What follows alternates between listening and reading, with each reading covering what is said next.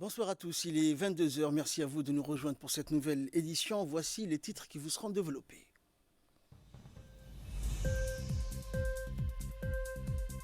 Une importante délégation djiboutienne donc est à New York, conduite par le président de la République Ismaël Omar Guelleh pour participer à la 74e Assemblée générale des Nations Unies.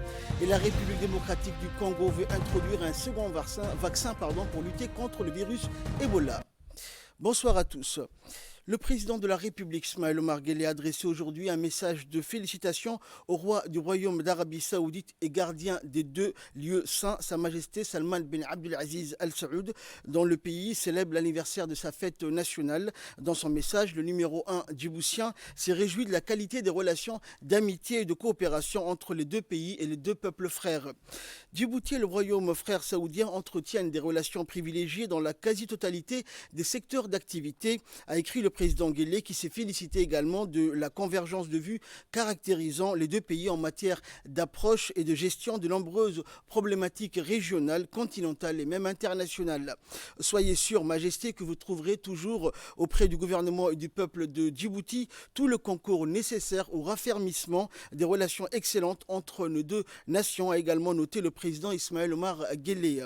Un message similaire a été aussi adressé donc au prince héritier du Royaume d'Arabie Saoudite, son Altesse royale Mohammed bin Salman bin Abdelaziz Al Saoud.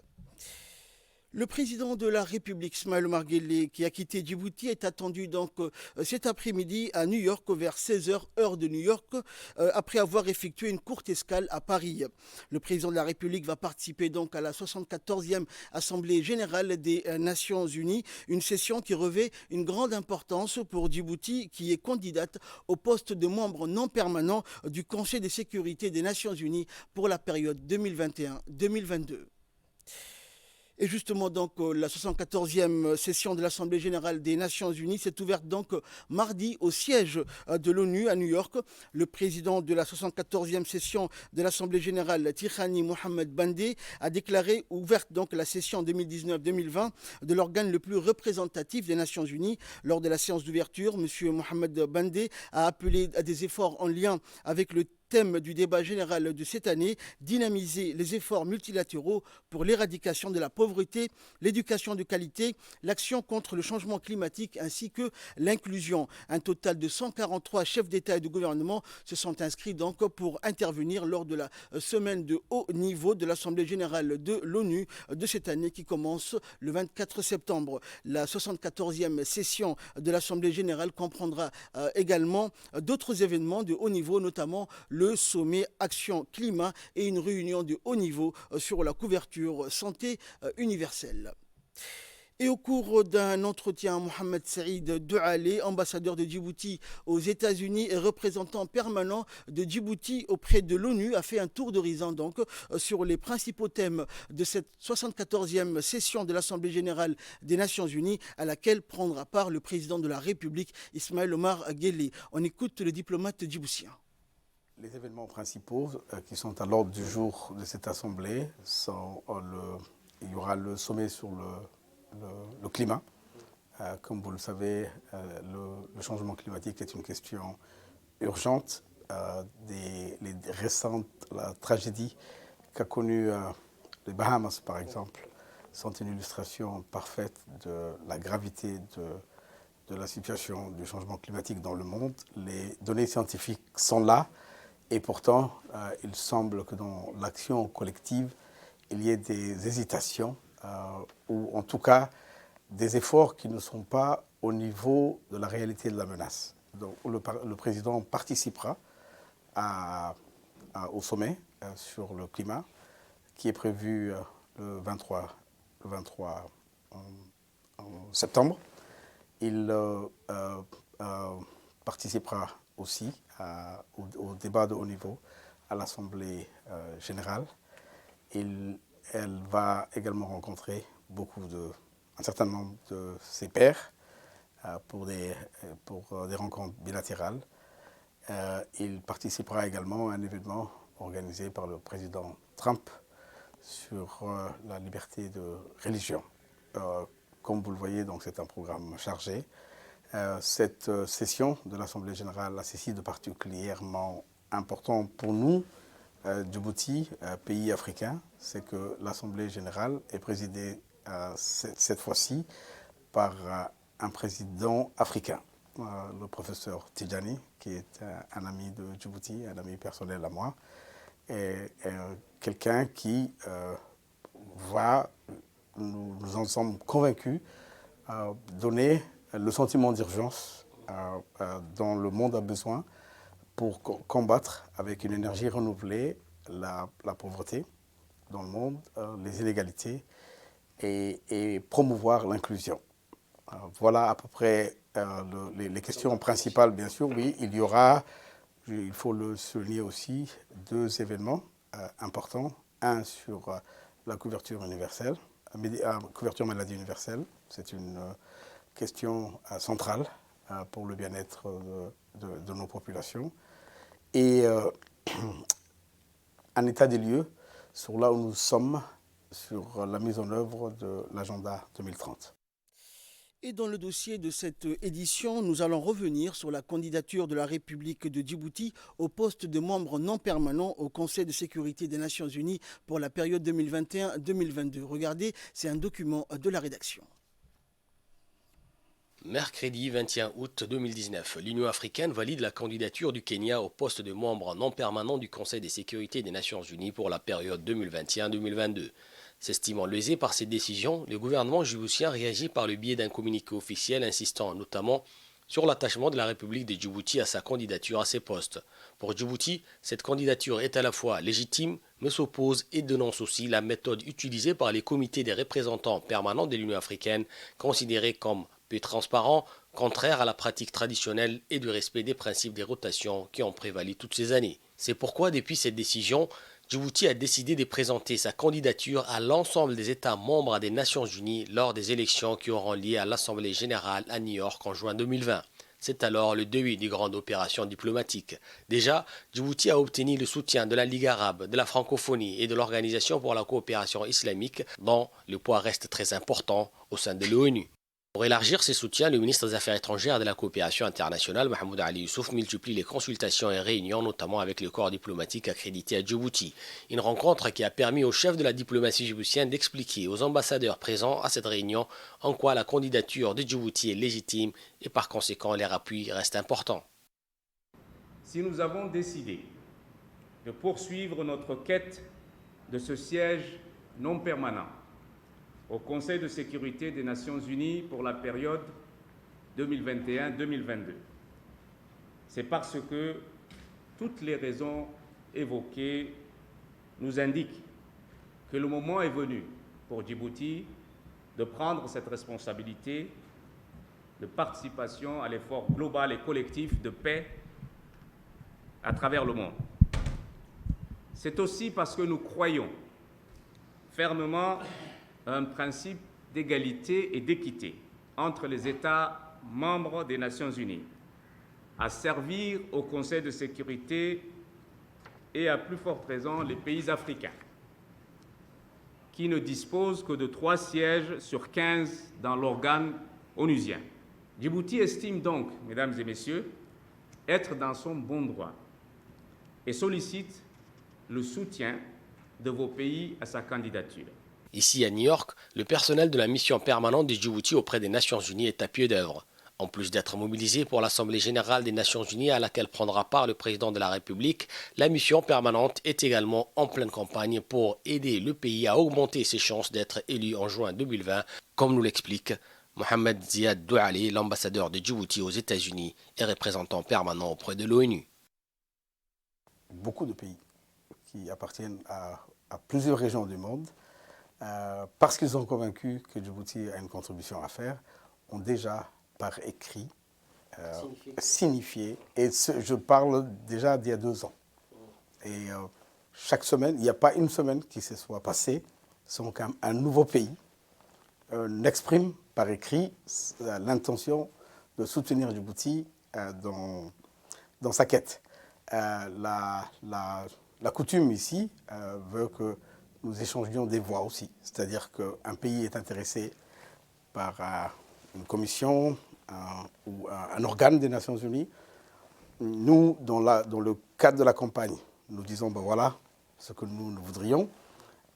Et puis, voilà, et nous faisons des échanges avec les pays. Et aujourd'hui, sur la base des critères que l'Union africaine s'est souverainement donné, le poste revient à la République de Djibouti. Voilà. Donc cet argument, on voudrait que les Africains le comprennent et votent en faveur de Djibouti, et aussi les autres acteurs externes qui ont, parce que ce sont 194 États qui vont finalement voter en juin 2020 et chaque voix compte. Les arguments pour faire de Djibouti l'un des 10 pays membres non permanents du Conseil de sécurité des Nations Unies ne manquent pas.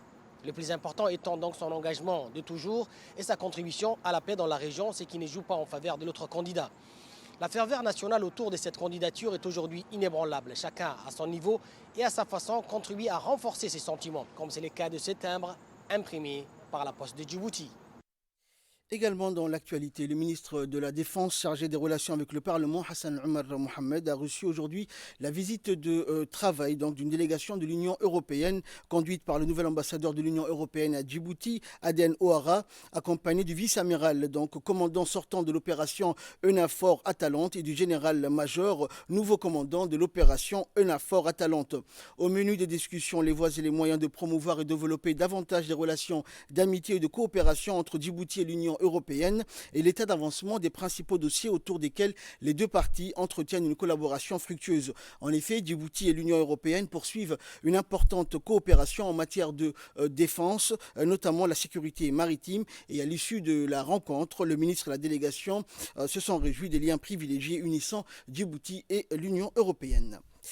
Le ministre de l'Éducation nationale et de la formation professionnelle, Moustapha Mohamed Mahamoud, a reçu aujourd'hui également la visite de courtoisie de nouvelles représentants de la Banque mondiale à Djibouti, Boubacar Sid Barry.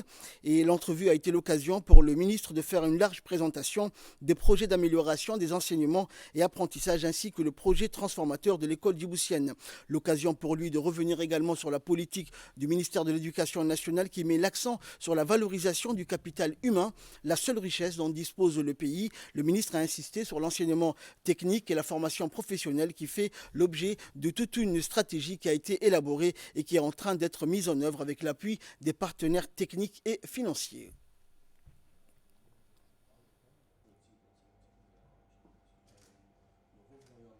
Alors je suis venu ce matin saluer le ministre, m'introduire auprès de lui et discuter avec lui sur les priorités du ministère et aussi lui faire le point sur la nouvelle stratégie de la banque que nous sommes en train de préparer et relater l'importance de la formation professionnelle que nous allons bien sûr intégrer dans cette stratégie pour pouvoir aider Djibouti à créer les emplois nécessaires pour sa croissance économique. Le ministre des Affaires musulmanes, de la Culture et des Biens Warf Moumin Hassan Barre a pris part à la cérémonie d'ouverture de la première édition du Forum panafricain pour la culture de la paix et qui a eu lieu à Luanda, en Angola, du 18 au 22 septembre. Ce forum s'inscrit dans le cadre de la dynamique du continent africain à travers les initiatives pour la paix et la promotion du dialogue culturel. Organisé par le gouvernement angolais, l'UNESCO et l'Union africaine, cet événement ambitionne d'impulser le mouvement panafricain en faveur d'une culture de la paix et de la non-violence pour retrouver le chemin de la prospérité et de la stabilité. La cérémonie inaugurale s'est déroulée en présence notamment des présidents de l'Angola, pays hôte, du Mali et de la Namibie, ainsi que du président de la Commission de l'Union africaine et de la directrice générale de l'UNESCO. En marge de ce forum biannuel de Luanda, le ministre a rencontré plusieurs personnalités politiques, dont notamment le président de la République du Mali, Ibrahim Boubacar Keïta, auquel donc il a transmis les salutations cordiales du président de la République, Ismaël Omar Guelleh. Le ministre du Budget, Abdelkarim Aden Cher, a reçu également aujourd'hui l'ambassadeur de l'Inde à Djibouti, M. Ashok Kumar. L'ambassadeur a exprimé son réel plaisir de rencontrer le ministre du Budget afin d'échanger ensemble sur la meilleure façon de renforcer les liens de coopération dans les domaines que le ministre jugerait prioritaires. Les discussions ont porté notamment sur l'état d'avancement de la cimenterie et le retard occasionné qui entrave à son aboutissement. Plus loin, il a été question des perspectives de coopération qui portent sur la formation technique, précisément sur le renforcement des capacités dans le domaine de l'impôt, des douanes et autres. Cette rencontre a été également l'occasion de rappeler les relations historiques et profondes entre Djibouti et l'Inde dans le domaine du développement économique des deux pays. Également dans l'actualité nationale, dans le cadre de ses déplacements de proximité sur le terrain, le ministre chargé de la décentralisation, Hamadou Mohamed Aramis, est allé hier à la rencontre des populations démographiquement importantes du parcours Les Ados au nord-est du lac Abbé, en zone rurale, reculée et enclavée de la région de Dikil. Le ministre était accompagné dans ce déplacement notamment par le chef d'état-major à la défense, le général de brigade Tahiro Mohamed Ali, du nouveau préfet de Dikil, Aden Moussa Darar, et du président du conseil régional, Abdelrahman Younis Arré. La particularité de ces déplacements par rapport aux précédents a été l'implication sur les hautes directives du chef d'état-major général des armées, le général de corps d'armée, Zakaria Cheikh Ibrahim, qui a appuyé le secrétariat d'État à la décentralisation en logistique et avec une équipe médicale pour participer à l'opération des premiers soins aux populations programmées à cette occasion en renfort à l'équipe du centre hospitalier de Dikil. Les forces armées djiboutiennes s'impliqueront également dans cette zone rurale reculée aux actions de désenclavement aux côtés du secrétariat d'État à la décentralisation et du ministère des Affaires sociales et de solidarité, partenaire stratégique de ce dernier département dans le créneau de la lutte contre la pauvreté. Le ministre Aramis et sa suite ont reçu un accueil des plus chaleureux et au cours de la réunion qui s'en est suivie, les représentants de la population ont tour à tour pris la parole pour mettre en exergue le fait que le ministre Aramis est le premier membre du gouvernement à leur rendre visite dans leur terroir. Tout en se plaignant de la situation d'abandon sur le plan de l'administration et de laisser pour compte des bénéfices des services de base, ils ont surtout insisté sur la problématique de l'enclavement. Ils ont fait part de leur satisfaction d'apprendre la création par le chef de l'État d'un nouveau département en charge de la décentralisation, dont parmi les multiples missions figurent les démarches de proximité auprès de l'ensemble de la population sans exclusion géographique pour s'informer de leur situation et faire des efforts pour apporter des solutions à leurs difficultés. Et comme à l'accoutumée, le déplacement du ministre Aramis dans les zones rurales reculées a été l'occasion pour les populations visitées de bénéficier des premiers soins. Et enfin, chaque visite de terrain du ministre de la décentralisation est l'occasion d'un geste de solidarité envers les populations visitées. Aussi, le ministre a informé ses interlocuteurs du parcours Les Ados à Laïlou, n'avoir pas pu amener avec lui les vivres destinés à 150 familles en raison de l'enclavement justement et qu'ils ont été acheminés au lac Abbé, d'où ils pourront les récupérer avec leur dromadaire. Et durant des interventions, le préfet de la ville de Dikil, de la région de Dikil, Aden Moussa Darar, et le président du conseil régional, Abdelrahman Younis, ont tour à tour pris la parole. Le premier, en l'occurrence le préfet, a affirmé avoir pris bonne note des doléances dont la plus importante portée sur le désenclavement. Il a insisté sur le fait que la situation d'enclavement est très néfaste, surtout pour les femmes, lesquelles, faute de bénéficier de secours de l'ambulance pour être évacuées vers un centre de santé, succomber le plus souvent suite à des hémorragies dues à l'accouchement en cours de route. Et le préfet de Dikil, Adel Moussa, a noté que c'était un honneur pour le ministre Aramis, qu'en sa qualité de ministre du département dédié à la décentralisation, d'être le premier membre du gouvernement à dépasser le lac Abbé et de rendre visite aux populations du parcours Les Ados à Laïlou, de s'informer de leur situation et écouter leurs doléances. Et il l'a remercié au nom de ce dernier pour cette noble initiative. Et pour sa part, le président du conseil régional de Dikil, Abdelrahman Younis Arré, a remercié le ministre pour cette noble initiative et pour l'avoir invité à y participer. Et parlant du ministre, le président du conseil régional a noté que c'est un jeune ministre dynamique qui préfère être sur le terrain au plus près de ses concitoyens. Il a ajouté que la situation de précarité qu'il a pu voir sur place l'a frappé. Il a rassuré ses interlocuteurs qu'ils pourront compter sur le ministre Aramis pour faire remonter les informations aux autorités compétentes et même au plus haut niveau afin d'apporter des solutions rapides et efficaces. Et dans son intervention, le ministre Hamadou Mohamed Aramis a remercié les populations de Les Ados pour leur accueil en dépit de multiples contraintes de leur quotidien. Il a remarqué qu'il n'y avait nul besoin de les interroger sur leur situation, si ce n'est que les usages, parce que la situation de précarité dans laquelle ces personnes vivaient sautait aux yeux.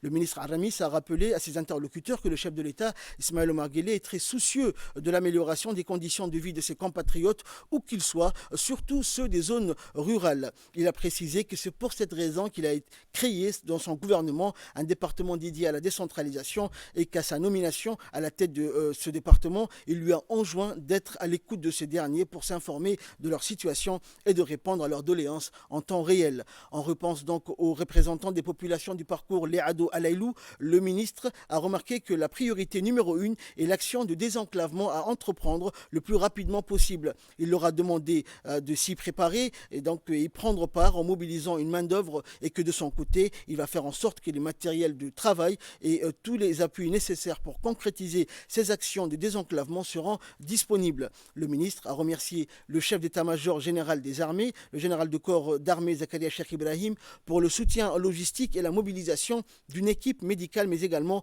pour son engagement aux côtés de son département pour les actions de désenclavement. Enfin, Hamadou Mohamed Aramis a remercié les forces armées djiboutiennes pour leur travail et soutien envers les populations vivant dans les zones les plus reculées du pays. Et nous poursuivons avec ce communiqué qui nous est parvenu du ministère de l'Agriculture et qui informe la population, notamment les nomades riverains, que l'accès au barrage de l'amitié djibouto-turque situé au PK25 est strictement interdit en raison du risque de noyade. Et par ailleurs, suite au décès donc de feu Ali Yabe Warsamé survenu dans la journée d'hier à Arta, le ministre de l'Agriculture, Mohamed Ahmed Awale, et l'ensemble du personnel du ministère, ainsi que l'équipe de la société Uliova, en charge de la réalisation du barrage de l'amitié sur l'Oued Ambouli, adressent leurs sincères condoléances aux frères de l'ex-député national Moussa Yabe Warsamé et à l'ensemble de sa famille, tous prient le Tout-Puissant d'accueillir donc le défunt en son paradis éternel. Inna lillahi wa inna ilayhi raj'un. Une délégation d'armateurs japonais conduite par l'ambassadeur japonais à Djibouti, Koji Yonetani, a entamé ce matin une visite des différentes structures portuaires. En commençant par la société de gestion du terminal de Doralé, ils furent accueillis par le directeur général par intérim qui leur a brièvement donné des informations sur le transbordement, le chargement et le déchargement de la SGTD. Par la suite, les armateurs japonais ont fait un tour de la nouvelle zone franche internationale où ils ont pu voir les entrepôts, les hangars et les autres parties. Et à la fin, ils sont revenus vers le siège où ils ont été accueillis chaleureusement par le président des autorités des ports et des zones franches, Aboubakar Omar Hadi. À cette occasion, le chef du département marketing de l'autorité des ports a fait une présentation sur les projets d'infrastructure à venir au cours de laquelle les hôtes ont posé des questions. Et au cours de cette rencontre hautement importante, les armateurs japonais ont montré un fort intérêt pour le port sec dont les ports de Djibouti disposent car il facilite le commerce, le offshore fueling qui est le ravitaillement en mer, mais aussi le terminal à conteneurs.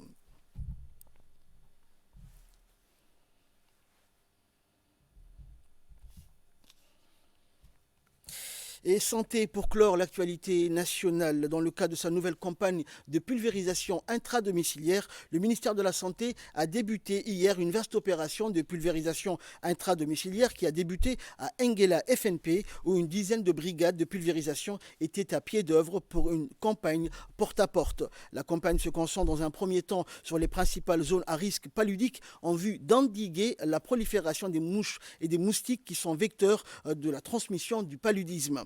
A noter que cette stratégie intradomiciliaire de porte-à-porte se déroule en étroite collaboration avec la préfecture, la mairie de la ville de Djibouti, les élus communaux, mais également avec le soutien des comités de santé et d'hygiène au niveau des quartiers.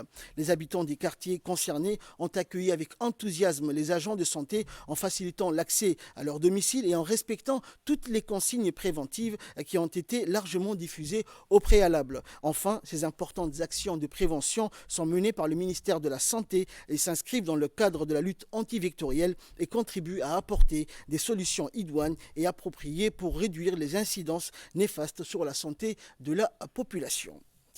Et nous passons à l'actualité internationale tout de suite. Ebola, notamment la République démocratique du Congo, veut introduire un second vaccin. Un second vaccin donc contre le virus Ebola est en passe d'être lancé en RDC. Le ministère de la Santé a annoncé qu'une campagne à l'aide d'un vaccin produit par le laboratoire américain Johnson & Johnson allait démarrer prochainement. Un autre vaccin fabriqué par Merck a d'ores et déjà été administré à plus de 225 000 personnes dans le pays depuis la déclaration de l'épidémie survenue il y a plus d'un an.